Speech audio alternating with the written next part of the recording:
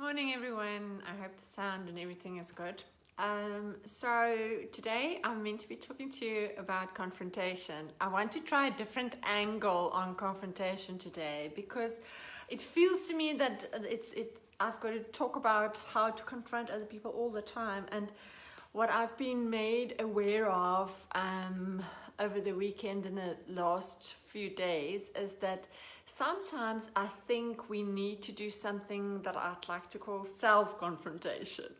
And that is when your body tells you, excuse me, can you change what you're doing at the moment? So I want to tell you a little story. So years ago, the first time I actually started blogging, my kids were still tiny, I wrote this blog, something about the story about the middle finger or something like that. I'll see if I can reshare it. But basically what happened was this particular middle finger, I had to put a pin in it, and the bone just wouldn't grow onto the pin.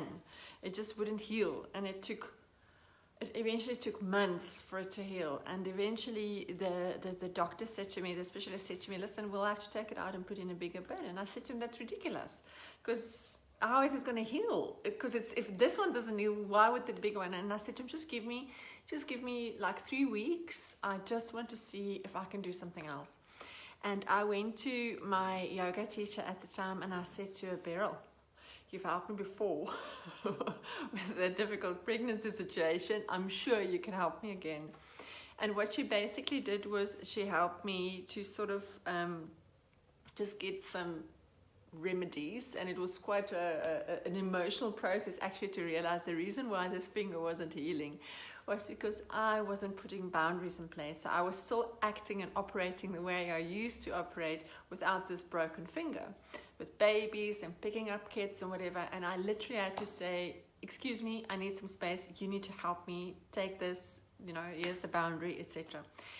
And so when my body talks to me, I've learned now that I need to listen. And about 4 years ago, four and a half, 5 years ago, I burnt out. I had burnout, and I was, some of you might be familiar with the whole autoimmune thing. And what really happened for me was, again, my body's confronting me and saying, enough is enough. Let's just make you aware of what's going on for you at the moment. So where we would usually use the AIR acronym, where we would say you've got to make somebody aware, you've got to talk about your feelings, so you've got to have I messages, and then you've got to put in a request. I turned it on its head and I said, okay, so what is happening here? And what I'm becoming aware of is the fact that my body is shutting down. It didn't want to work anymore. Nothing wanted to work anymore. I couldn't do what I was doing at the time.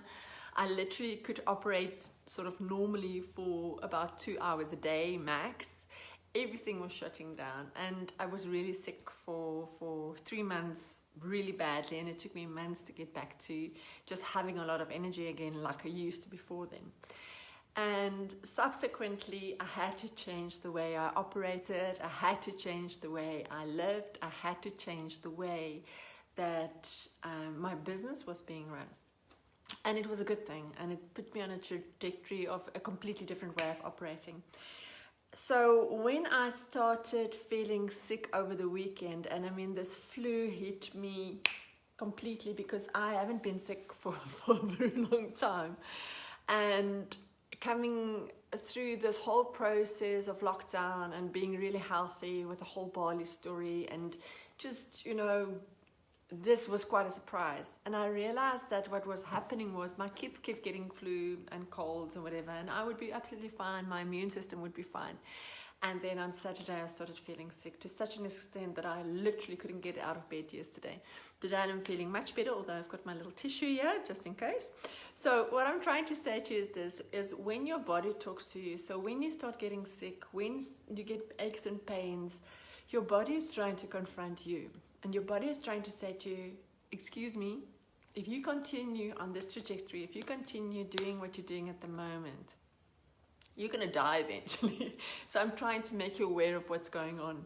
So in the same way that, and we've got to listen, because what the body does is the body will just make it worse and worse and worse. So if you do not stop and you do not rest, or you do not start doing and living in the way that your body requires you to live, you will eventually die.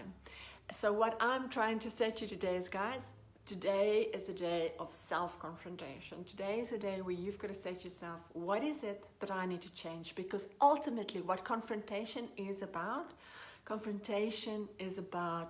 changing. So it's when your body and your system is telling you, excuse me, you've got to change something that you're doing. There's a pattern that you're creating that's not working for you.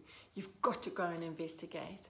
So in the same way that the R is the request is stop, pause, look at what you're doing and see what's working for you and what's not working for you. Another angle that I wanted to just introduce in terms of confrontation is this. Often when we confront people, we are so aware of what's not working. So I often talk to people about using the hamburger where you start soft and you end soft, but in the middle you have that lacquer, that piece that I don't eat meat, but that piece of meat or that patty or that core message that you really want to land.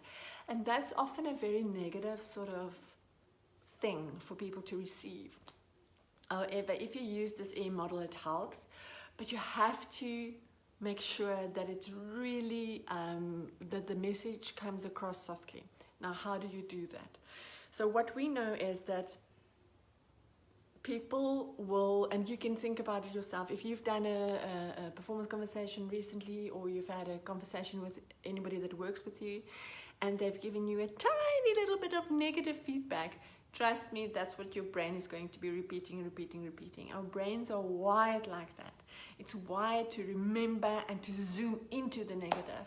And it's a protective and a protection mechanism, and it's a way of making sure that we improve all the time. So my suggestion to you today is to say, when you are confronting somebody, or when you want to talk to somebody about something that's not working for you or that's not happening yet, I really strongly want to suggest that you first of all figure out what are the things that you really adore about this person, what are the positives. The balance should be at least 3-1. 3 positives for this one heavy message, okay? Just to get it neutralized, that the person walks out of there not in pain. Because you don't want to hurt people. You don't want to leave people in pain and scar them forever. You want something to change. So to make sure that it lands properly, make sure that you have enough positive messages in there. So you almost have to spend more time thinking about what is it that I appreciate about this person, so that when I talk to them, I can make sure that I recognize it the whole time in talking to them. The ratio that I would suggest is 7-1. Because if you look at organizations, what we've learned is if there is negativity, the negative message weighs up to, and I think it can be more than 1 to 7, meaning 1 being the negative, and you need 7 positive messages just to neutralize it. So negativity, and that's why people talk about a rotten apple, because it really can make a lot of people negative about it, because we zoom into the negative. So these are my 2 messages for today. The one is, listen to your body. Your body's trying to tell you stuff all the time.